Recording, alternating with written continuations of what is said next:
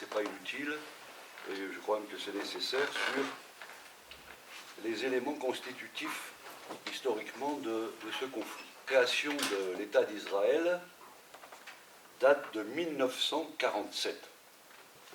En fait, cette décision prise par l'ONU de l'époque, qui comportait un tout petit nombre de membres, moins de 60,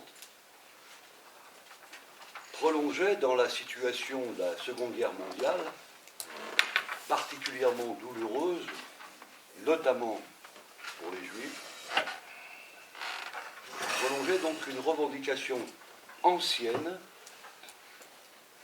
lancée à la fin du XIXe siècle. C'est ainsi que, en 1897, donc 50 ans avant, se réunissait à Bâle un congrès, le congrès sioniste. Pourquoi sioniste? Sioniste vient du nom d'une colline située à Jérusalem, la colline de Sion. Congrès qui était organisé à l'initiative de celui qui est considéré comme le père d'Israël, un dénommé Théodore Herzl, qui déclarait au cours de ce congrès donc de 1897 qu'il fallait obtenir pour le peuple juif en Palestine un foyer reconnu publiquement et garanti juridiquement. Cette revendication était soutenue dès 1917 par la Grande-Bretagne, qui déclarait par la voix de son ministre des Affaires étrangères de l'époque, un dénommé Lord Arthur Balfour, je cite, que la Grande-Bretagne envisageait favorablement l'établissement en Palestine d'un foyer national pour le peuple juif. À l'époque, la Palestine est sous domination ottomane, turque.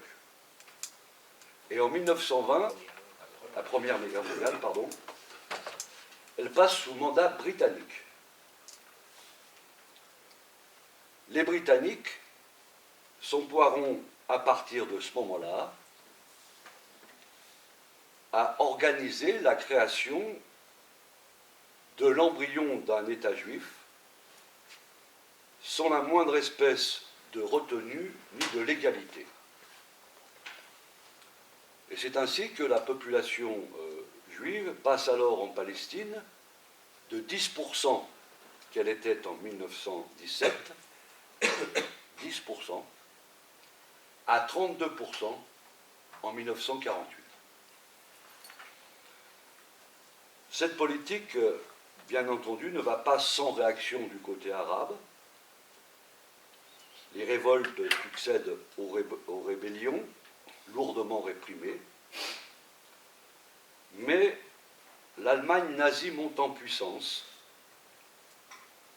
et les Britanniques craignent alors que les pays arabes voisins ne renversent leur alliance en faveur de l'Allemagne. Et en 1939, ils décident donc de reconsidérer leur politique en limitant quantitativement dans le temps l'immigration juive qu'ils avaient organisée. La Seconde Guerre mondiale marquera le véritable tournant dans le conflit israélo-palestinien, déjà à l'œuvre, en vérité, avec donc la décision de l'ONU de créer le 29 novembre 1947 le plan de partage de la Palestine. Le traumatisme considérable créé par la connaissance de la Shoah, qui vit 6 millions de juifs exterminés, donne une forte légitimation à l'idée sioniste qui restait minoritaire jusqu'à là. Et avant même cette révélation terrible de la Shoah, David Ben-Gourion lançait en 1942, depuis Baltimore, la phrase suivante: qui peut garantir que ce qui est arrivé en Europe ne se reproduira plus? Il n'y a qu'une sauvegarde, une patrie, un État. On imagine le poids de cette idée au sortir de la guerre. C'est ainsi que, après avoir hésité à installer, par exemple en Ouganda, l'État d'Israël, en 1905, l'Assemblée générale de l'ONU adopte donc le 29 novembre, à la majorité des 2/3 requise, la résolution 1881 du plan de partage. C'est ainsi qu'est décidée donc la création en Palestine d'un État juif sur 56% de la Palestine, qui ne compte alors que 32% de la population et qui ne détient que 7% des terres, 7%, et un État arabe sur les 44% restants. Jérusalem et les lieux saints faisant l'objet d'un statut de tutelle internationale dans cette résolution. Cette décision de l'ONU est aussitôt accompagnée d'une guerre entre Arabes et Juifs, lesquels sont soutenus puissamment par les États-Unis et par l'Union soviétique. Le 14 mai 1948, c'est la date de la proclamation de l'indépendance de l'État d'Israël. Déjà près de 400 000 Palestiniens ont été chassés de leur ville et de leur village. La déclaration constitutive de la proclamation de l'État d'Israël n'est pas neutre du tout. Elle ne définit aucune frontière, contrairement au plan de partage. Elle oublie délibérément qu'un autre État arabe doit coexister à ses côtés. Elle laisse place en filigrane à ce que d'aucuns appellent le Grand Israël, autrement dit l'accaparement de toute la Palestine, ceci selon l'esprit contenu dans le début de la proclamation de l'indépendance de l'État d'Israël, faite par Ben Gourion, lequel déclare « Israël créé, je le cite, en vertu du droit naturel et historique du peuple juif ».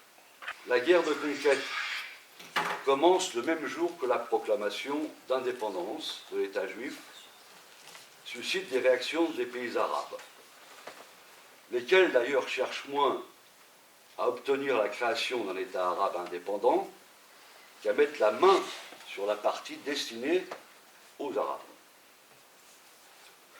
Entre l'entrée des troupes arabes étrangères en Palestine, le lendemain de la proclamation de l'État d'Israël, et le 10 mars 1949, date de leur défaite, Israël contrôle un tiers de territoire en plus que celui accordé par le plan de partage de 1947. Le reste est entre les mains de la Jordanie et de l'Égypte, la bande de Gaza. Donc le plan de partage n'a jamais eu de conséquences pratiques, concrètes sur le terrain. D'emblée, Israël occupe 78% de la Palestine historique, contrairement au droit international. Et cette première guerre israélo-palestinienne, puis israélo-arabe, aboutit à chasser de leurs terres et de leurs maisons environ 800 000 Palestiniens. Cette période est appelée la Nakba par les Palestiniens, autrement dit, la catastrophe. Cette question des 800 000 Palestiniens chassés de leurs terres donne lieu à des réactions de l'ONU qui, dans une résolution majeure de l'Assemblée générale, la résolution 194, proclame le droit au retour des Palestiniens chassés. Et c'est au titre du fait qu'Israël, ou les autorités israéliennes, reconnaissent formellement cette résolution, à savoir que ceux qui sont chassés ont le droit au retour. C'est donc au titre de la reconnaissance formelle de cette résolution que Israël devient membre de l'ONU le 12 mai 1949. La condition étant cette reconnaissance du droit au retour des Palestiniens. Cette résolution 194 a aussi un second effet. Les pays arabes reconnaissent de leur côté le plan de partage de l'ONU et donc l'existence à venir d'un État arabe indépendant en Palestine. À l'époque, il n'y a pas véritablement d'organisation palestinienne organisée de manière sérieuse sur le terrain, ce qui laisse les États et pays arabes voisins dominer la situation.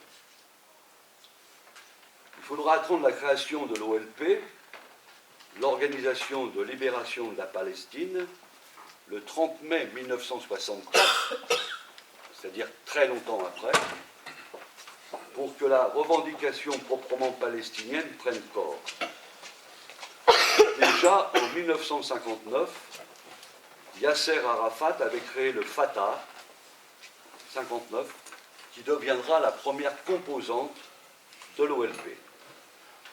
Cela permettra à Yasser Arafat de prendre la direction de l'OLP. 3 ans plus tard, en juin 1967, éclate la guerre dite des 6 jours, qui verra Israël occuper toute la Cisjordanie et la bande de Gaza. Donc l'ensemble de la Palestine historique. Ces deux espaces, la Cisjordanie et Gaza, représentant 22% de la Palestine historique qui avait été partagée. Et commence alors une colonisation qui n'a cessé depuis lors de se développer. Dans le même temps, en juillet 1967, Israël accapare Jérusalem-Est et proclame que Jérusalem, contrairement donc aux résolutions initiales, sera désormais considérée par lui comme la capitale éternelle et réunifiée de l'État israélien. Et la colonisation s'amplifie également dans la partie est de Jérusalem. Les résolutions de l'ONU sont bafouées d'emblée. Le fait accompli s'impose. Le droit de la force succède à la force du droit. Ainsi, et sans aller plus avant, ni évoquer l'accaparement du Golan syrien au nord-est, non encore réglé, toujours occupé, et du Sinaï égyptien qui a été restitué en 1978, on peut constater à l'occasion de ce court rappel historique quels sont en vérité les 3 éléments constitutifs de la guerre israélo-palestinienne, mais aussi de sa solution. Premièrement, l'accaparement illégal et la colonisation par Israël des territoires proprement palestiniens, qui ne lui sont en rien concédés par le droit international. Deuxièmement, la mainmise totale sur Jérusalem en contrevention grave avec les décisions de l'ONU, laquelle l'ONU d'ailleurs condamne cette décision israélienne. Et troisièmement, la question du droit au retour à propos des Palestiniens expulsés en 1948, condition, je l'ai déjà dit, centrale, liée pour que Israël puisse devenir de l'ONU.